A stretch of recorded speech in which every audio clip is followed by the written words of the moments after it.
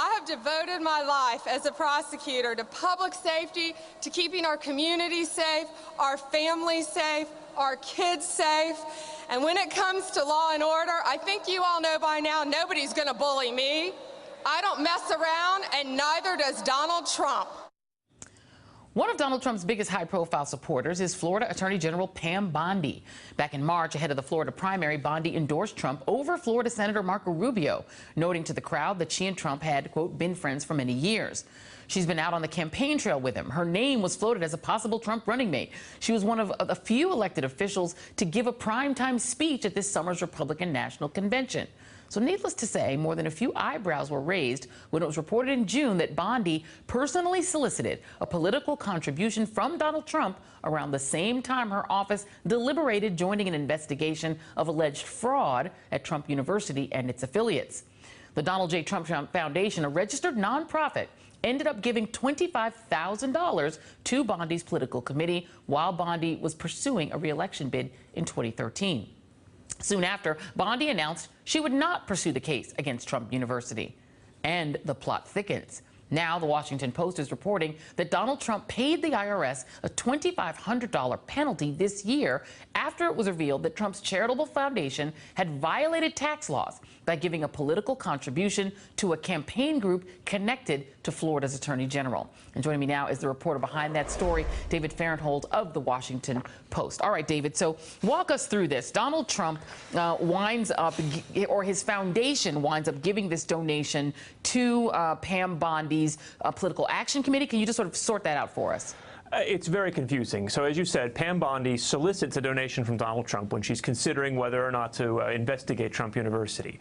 Trump pays that donation, $25,000, out of the Donald J. Trump Foundation, which is an odd entity. It's a charity. It's very small. It contains almost no money from Donald J. Trump himself. You might think that it doesn't. It does, but it doesn't. Trump pays that money out of the foundation, which it's not allowed to do. Foundations can't make political gifts. And then when he reports that year's activity to the IRS, he actually leaves off the prohibited donation and instead sends the IRS a listing of a false, non-existent donation to a group with a similar sounding name, which has the effect of covering up the illegal donation. So essentially there's this Kansas charity that has a name similar to the Donald J. Trump Foundation. They say that is who gave the money to Pam Bondi? Yeah, so Pam Bondi's group is called And Justice for All, the political group. They get the money. When Trump's accountants send that year's tax filings to the IRS, instead of listing that donation, which the IRS would have noted was not allowed, they told them they'd given $25,000 to a group in Kansas called Justice for All, almost the same name. That group got no money from Trump, but the IRS was none the wiser, and as a result, the illegal contribution didn't show up on the IRS's radar until this year. And, you know, there's so many things that are strange about it, but one of them is if somebody calls and asks, Donald Trump, you know, we just quoted him saying he's a very rich man. He loves to tell people how rich he is. If somebody is asking him for a campaign contribution, Donald Trump himself could simply write them a check if he wanted to donate to them. Does it strike you as, what does it tell you that he would then have a foundation, which isn't even allowed to do it, write the check instead of him himself? Well, there's something really interesting here. I have been spending this year trying to find evidence that Donald Trump gives money out of his own pocket to charities, which he says he does. And this whole episode tells you something interesting about the way Trump's organization runs. Now, how they explain this is this order to write a check to And Justice for All comes down to Trump's accounts payable clerks. And they pay all the checks for Trump personally, Trump's foundation, Trump's business. It all comes out of the same office. And their instruction is to look in a book. And they have a book that contains the name of every charity in the United States.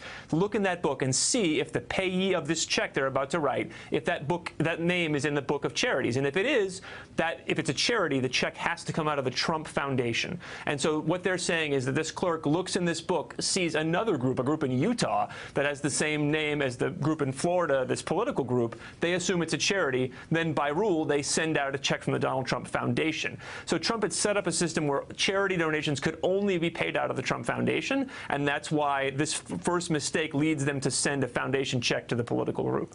And the other thing that you've been doing, you tweeted out that you took a picture, right, of any suggestions and essentially trying to find out if Donald Trump has ever actually given to any of the groups that he says he's given money to. That includes the Police Athletic League of New York City and $5,000 he claims that he gave them. Have you been able to find out, after calling 313 charities, whether Donald Trump has ever given his own money away when he says he does? Well, I've looked back to 2008, which is the last time Trump has this foundation, the Donald J. Trump Foundation. He last gave it his own money in 2008. In the 8 years since then, I found exactly one donation out of Trump's own pocket. Now, he says he gives millions out of his own pocket all the time. I can only find evidence in that search, which has now covered 313 charities. I can find evidence of one gift that was in 2009, and it was for less than $10,000. Yeah. In that span, that's the only one I can find coming out of Trump's own pocket. Yeah, and I love that you actually tweeted out the list so people could see you crossing off. Nope, didn't give to that. Nope, didn't. Very interesting. Great reporting. David Fahrenthold, thank you very much. Appreciate it. Hey there, I'm Chris Hayes from MSNBC. Thanks for watching MSNBC on YouTube. If you want to keep up to date with the videos we're putting out, you can click subscribe just below me or click over on this list to see lots of other great videos.